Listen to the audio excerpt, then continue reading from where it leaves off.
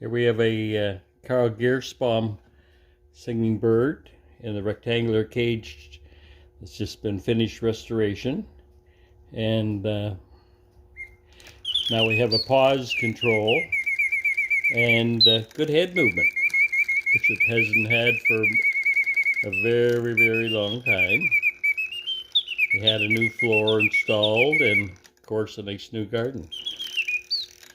With the pause now, he'll play over 5 minutes. The bird is original, as you can see.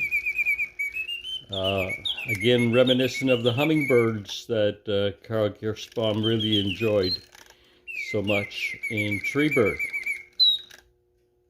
The Carl Giersbaum company was purchased by Siegfried Wendel of Rudesheim, Germany, and has brought it all back to life. Again, these cages are being made in Aspenhausen on the Rhine, and is well worth a trip to see.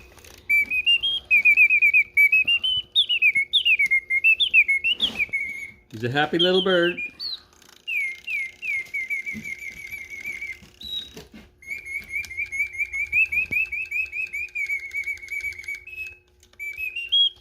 Thank you.